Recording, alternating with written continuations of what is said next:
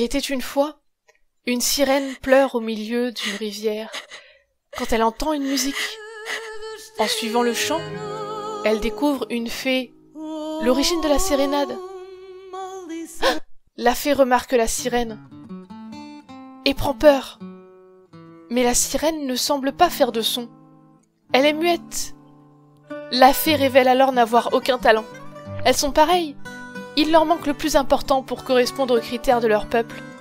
La sirène ne peut pas chanter, la fée n'a pas de talent. C'est alors que la fée propose une idée. Et si la sirène et elle allaient rencontrer la sorcière qui réalise les vœux? Elles pourront ressembler à toutes les autres de leur communauté. Alors vont-elles réussir? Comment leur relation évoluera-t-elle?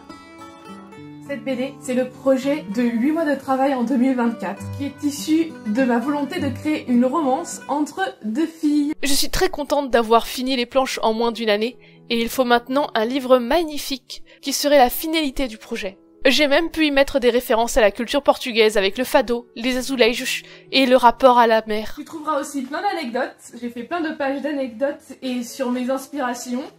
Et il y a évidemment des illustrations et des petites BD exclusives. Et pour faire une version encore mieux de ces livres, j'ai créé une campagne de financement participatif. Et il ne reste plus qu'une semaine pour financer et surtout aller au-delà des attentes. Parce qu'on a passé les 100%. Aide-moi à financer l'impression du chant de la rivière. Il reste encore des contreparties à débloquer que je veux absolument faire, comme les pins en bois. J'ai carrément fait des tests déjà. Et en plus, je propose un tapis de souris que j'ai réussi à designer et je suis très fière du design qui est inspiré un peu des couleurs de Viane, avec les deux petites filles qui s'embrassent. Et franchement, ce que je voulais, c'était justement refaire une version super qualitative du chant de la rivière avec la couverture rigide et dorée, qui sont des éléments très importants pour donner vraiment l'ambiance conte au livre. Sinon, c'est juste une impression comme les webtoons, quoi. Comme les webtoons imprimés, c'est-à-dire en A5 avec une couverture souple. Le livre sera imprimé avec une couverture rigide décorée de dorures inspirées de couvertures en toile peinte d'or du 19e siècle, comme cette première version, mais en bleu. Dans la version 2, ce sera un bleu comme à l'arrière pour faire un peu de foreshadowing sur l'histoire en elle-même. Parce que là, j'étais très en mode, c'est un carnet d'aventure, il sera vert. Le problème, c'est qu'au dos, il y a la sorcière, et je ne me vois pas mettre la sorcière sur autre chose que du bleu. Ce sera bleu des deux côtés. Et franchement, ça vaut la peine, parce que elle est belle. Et aussi, je vais rajouter toutes les petites icônes que j'ai oubliées, l'ISBN, des informations sur moi qui ne sont pas là. Et qui manquent, parce que j'ai imprimé avant de recevoir mon ISBN, ce qui est très bête. Mais ça a fait le tour d'Instagram de toute façon. Devinez c'est qui a oublié de mettre l'ISBN dans son livre. Donc voilà, on va faire système D, hein. Les mentions légales, en vrai, c'est important de les avoir dans le livre. C'est juste que j'ai reçu l'ISBN un peu tard. Je venais de l'envoyer à l'imprimeur. Du coup, j'en suis à poser des stickers. Est-ce que ça passe? En tout cas, mon chéri, tu finis dans la pile des livres avec ISBN. Encore ce... Ainsi, rends-toi sur Ulule pour participer au financement de ce conte merveilleux en BD qui raconte du coup un voyage et de l'amour. Mais voilà, j'ai commencé la campagne le 21 février, juste après avoir posté cette vidéo sur les financements participatifs, et je suis en train d'enregistrer cette vidéo le 15 mars. Ne t'inquiète pas, ça va bien se passer. Ouais, il n'y a eu aucune nouvelle sur YouTube depuis un moment, mais on a atteint les 100%. Cette vidéo va durer 40 minutes, mais c'est parti pour parler de comment j'ai réussi ma campagne de financement participatif pour ma BD. Et aussi raconter un peu les coulisses du projet et la raison pour laquelle il faut faire tout son contenu de promotion avant de commencer le financement participatif.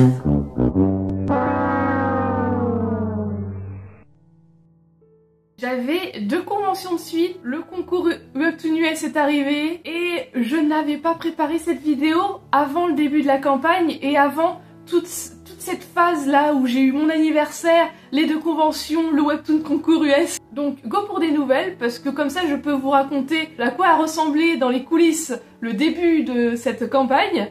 Et là en fait j'arrive à la fin de la campagne et je l'ai réussi 10 jours de la fin. Globalement cette vidéo ça va être quelles ont été les stratégies que j'ai utilisées et ce qu'elles m'ont fait ressentir, parce que j'ai senti qu'il y avait des trucs qui marchaient plus que d'autres, et comment j'ai réussi ma campagne en 20 jours.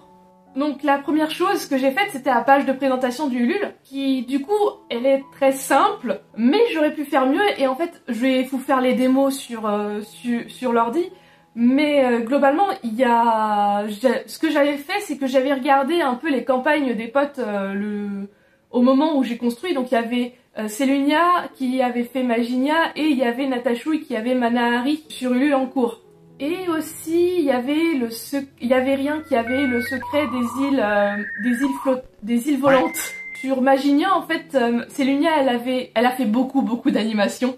Un truc de ouf. Et j'ai imité ça en faisant ma bannière animée, justement, parce que à ce moment-là, j'ai appris que on pouvait faire des animations de transformation. Je devrais cadrer sur mon chat quand même. Ensuite, il y a Manahari, Natachouille avec Manahari qui avait du coup créé l'image avec plein de flèches qui dirigent vers le livre et qui donnent les thèmes. Ce qui était très intéressant, du coup je l'ai fait, j'ai peut-être exagéré, mais on a un livre avec des flèches et des thèmes. Ensuite, dans ce que j'ai pas fait mais qui a l'air très intéressant, il y a eu le Ulule de Halloween qui a commencé. Et elle, ce qu'elle a fait qui est très fort, c'est la ligne continue. Et en fait, il y a un sommaire. Il y a un sommaire sur lequel tu peux cliquer pour te rendre à l'image qui correspond au titre de la catégorie pour pouvoir lire le reste. Très intéressant. Et en plus, elle a aussi créé des boutons qui permettent d'ouvrir les contributions directement sur les images de contribution. Bon, moi je l'ai pas fait parce que j'ai fait un espèce de trade-offer et je l'ai pas séparé en images. Donc c'est juste une longue image. Et j'ai fait une terrible erreur en créant la page, c'est d'oublier que les frais de livraison, même si on les crée de façon séparée, ils vont dans la cagnotte. Donc la cagnotte à 1400 €, elle était réservée au prix des livres seulement. Or, du coup, ça ajoute les 5 € de transport, donc pour chaque contribution, il y a 5 € en plus. Donc j'ai atteint les 1400 € avec seulement 35 personnes au lieu de 56 comme prévu. Mais bon, il y en a aussi pas mal qui ont donné des dons. C'est pour ça qu'il n'y a que 30 personnes. Donc voilà, en fait, comme c'est une option qu'on crée à côté, qui n'est pas affichée dans le prix des contributions, j'ai toujours l'impression que c'est absolument décoré, alors que tout l'argent qui est rassemblé dans la campagne finit dans la cagnotte. Cette information est un énorme foreshadowing pour la fin de la vidéo. Donc je me retrouve avec moins de contributeurs que prévu pour faire autant de livres. Et en fait je finis par me dire que le Ulule par somme aurait été plus judicieux parce que justement j'ai mis des contributions de 10 à 55 €, mais en fait la contribution à 10 €, les goodies seuls, personne n'en a pris. Donc je me retrouve en fait effectivement, de façon effective, avec seulement des contributions de 25 à 55 €, seulement 20 € de différence, 30, seulement 30 € de différence, ce qui n'a pas créé de gros pics de contributions.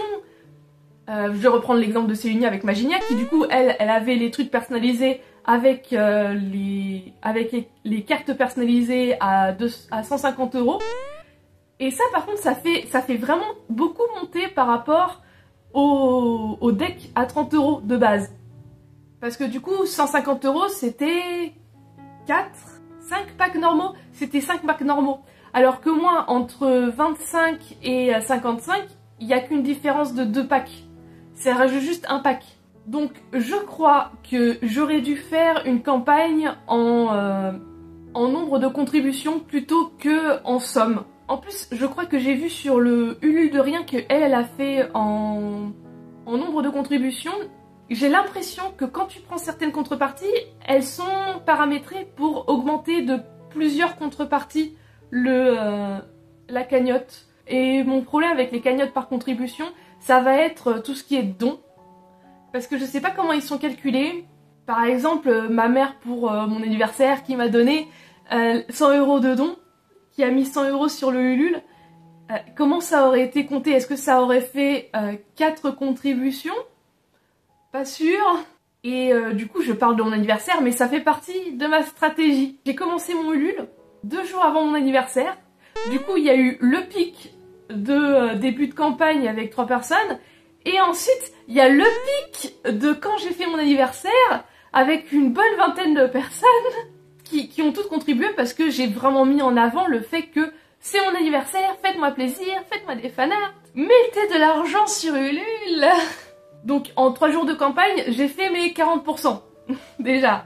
Et ensuite, il y a la période des conventions et que du coup j'ai choisi la date de ma campagne justement parce que il y a 2 conventions que j'avais début mars, sachant que mon anniversaire était fin février. Du coup, il y avait une bonne coordination, toutes les semaines, j'avais une raison de faire de la pub. Donc là, il y a eu les 2 conventions et la stratégie que j'ai utilisée pour ces 2 conventions, ça a été de juste montrer le livre. Voilà, hein, il était posé comme ça avec ces affiches là. Avec ces affiches. Voilà, ces affiches qui étaient montrées sur le stand. J'ai rencontré l'énorme problème que au final, les gens ils disent du coup on va commencer par la Ematsuri qui est du coup une convention municipale qui a été faite dans une salle des fêtes. Et là il y avait beaucoup de familles et j'ai présenté mon livre et j'ai eu pas mal d'intéressés. Le problème c'est qu'ils ont pas pris les flyers parce que j'ai aussi fait des flyers pour distribuer. Ils ont pas pris les flyers et du coup j'avais l'impression que cette technique ne marchait pas bien. Mais j'ai voulu la tenir pour la Red17 Romance qui était la semaine peu après. Donc la Ematsuri elle m'a surtout servi à montrer mes œuvres. J'ai aussi eu le problème que mes cartes dorées ont pas bien vendu. Et peut-être que si j'avais pu vendre mon livre en direct, il y aurait eu des familles qui les auraient pris juste parce que c'est un espèce de conte. Mais en soi, la Ematsuri Bremont, la table ne coûtait pas cher. Donc j'ai pas eu besoin de vendre mon livre pour rembourser la table. Contrairement à la Red17 Romance, une table ça coûte 200 €.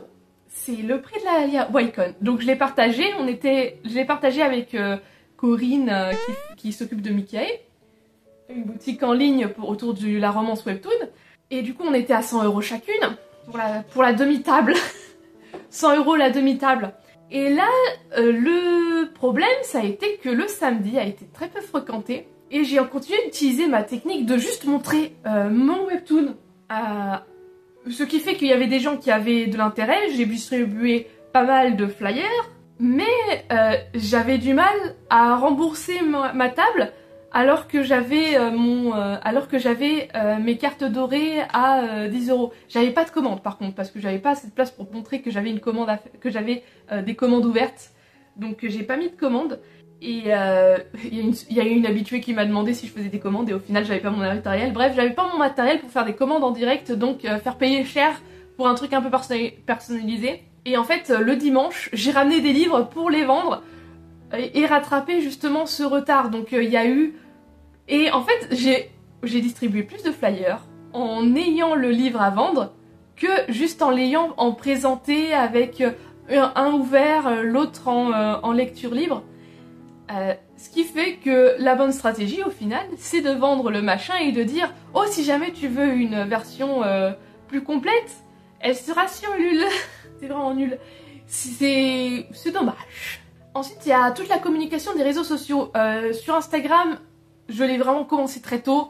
Le début d'année j'avais dit attention va y avoir le Ulule pour le Chant de la Rivière bientôt.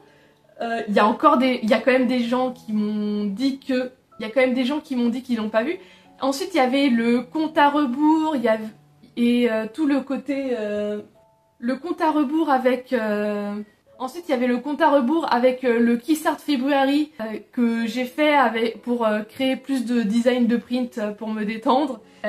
Apparemment ça n'a pas très bien marché parce que c'est vraiment mon anniversaire qui a mis en avant cette campagne Ulule. Et c'est à ce moment-là que les gens m'ont dit attends mais j'étais pas au courant que tu faisais une campagne Ulule. La communication elle est où? Elle était là depuis 3 mois. Donc voilà, j'ai repris mon TikTok. Et en fait j'avais préparé déjà 5 shorts déjà, petits formats courts avec les présentations. Et c'était les seuls 5 que j'avais réussi à monter avant le début de la campagne. et avant mon anniversaire et toutes les périodes les 3 week-ends d'absence qui font que j'ai pas pu monter depuis. Et j'avais pas préparé cette vidéo. Et je m'étais dit peut-être que je peux la faire en montrant des vidéos des conventions. J'ai trop de mal à vlog. Je ne peux pas faire des vlogs. Donc je me suis retrouvée sans vidéo à faire et j'étais pas motivée. Et en plus comme les conventions et l'anniversaire ça fatigue, eh ben j'ai rien fait. Et c'est le 15 mars que je me mets à faire une vidéo. Mais donc voilà, le 13 mars, j'ai quand même réussi à avoir les 100%. Et là, donc, je sais que je pourrais demander ce qu'ils appellent une prolongation quand on atteint 100%. On peut essayer de demander une prolongation pour atteindre des paliers supérieurs. Donc si jamais on n'est pas trop loin des 150%, je vais tellement forcer pour les avoir ces 50% parce que je veux faire mes pins en bois. Laissez-moi faire mes pins en bois. Ça viendra du même fournisseur que le tapis de souris, donc faut absolument que j'en profite. Et j'avais même fait une tasse, une magnifique tasse. Oups. J'ai fait cette magnifique tasse aussi dans ce même fournisseur et que pour celui des pins. Et mon seul problème c'est que c'est fragile et du coup je pourrais pas l'emmener en convention. Et comme je vends pas assez bien en ligne, j'ai trop peur aussi de mal l'emballer et que ça se casse. Donc je vais éviter de faire des tasses, mais j'en ai fait une pour moi. Hihihi. Donc c'est pour ça qu'il n'y aura pas de tasse, mais qu'il y aura tapis de souris et pins en bois. À 300%, on a un poster d'une illustration que j'ai jamais fini. Je l'avais commencé en janvier en me disant peut-être que je peux la mettre en double page dans mon livre. Au final, la double page, ça a été la première illu que j'ai fait des personnages principaux. Dans la communication pour les réseaux sociaux, faire des TikTok régulièrement, ça n'avait pas été trop dur parce que j'ai réussi à faire des mini-vlogs genre quasi un jour sur 3. J'arrivais à me mettre devant mon téléphone et faire oh regardez, on a passé le cap, on a encore eu 30 €. On a encore eu 30 €. Donc tous les jours ça, parce que j'ai eu une contribution par jour. Donc TikTok en fait ça m'a beaucoup encouragée à faire des espèces de vlogs où je disais regardez comment ça avance la campagne, voilà ce que j'ai fait en off, ce que vous ne voyez pas. Bon le seul truc un peu chiant c'est qu'il faut poster dans toutes les autres. Je vais ouvrir mes chats. Et le seul truc chiant du coup c'est vraiment de reposter sur Shorts et Reels et refaire la description parce que j'arrive pas à copier-coller parce que je suis pas une pro du copier-coller. Et le truc c'est que TikTok il a les sous-titres automatiques comme Instagram. En fait c'est beaucoup plus pratique de tout faire sur TikTok avec les effets qu'ils ont parce qu'ils ont le fond vert où on peut mettre une image derrière. Et surtout, ces trucs de vlog aussi, ça fait très amateur, donc je me vois pas les poster sur... Je les poste pas tout le temps sur Reels, parce que des fois c'est vraiment très perso et le truc c'est que les Reels, justement, ils sont montrés à d'autres personnes. Sur TikTok, j'ai moins de difficultés parce que ça fait très blog, voilà, c'est très ambiance blog. Reels, j'ai pas envie de gâcher j'ai pas envie de gâcher tous mes posts avec un post qui juste dit voilà, on a gagné 30 €, trop bien, c'est fini.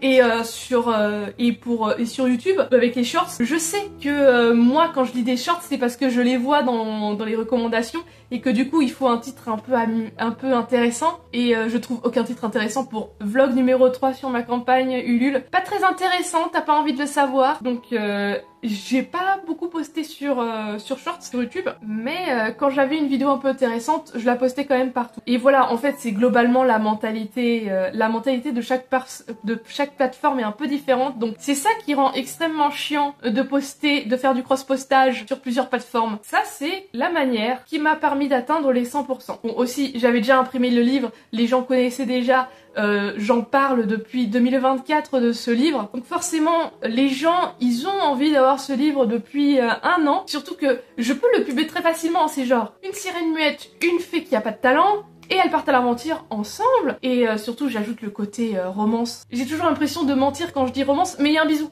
Du coup je me dis, il y a le bisou, c'est une romance. C'est typiquement La Belle au bois dormant niveau romance, mais c'est une romance.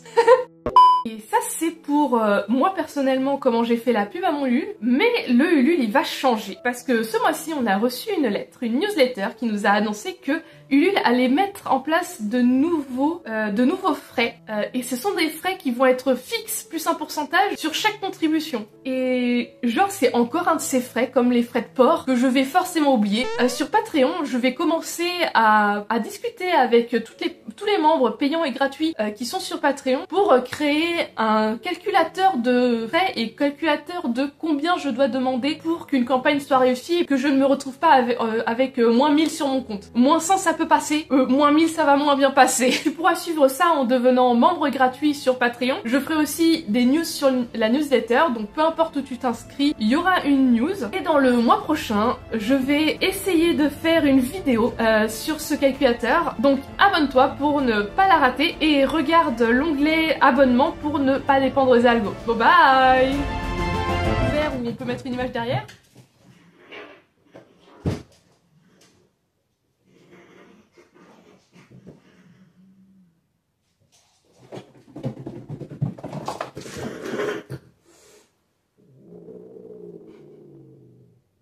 Rien. Et il y a tout un rapport avec la mer qui est très connue pour le Portugal. Et franchement, ce que je voulais avec ce financement participatif,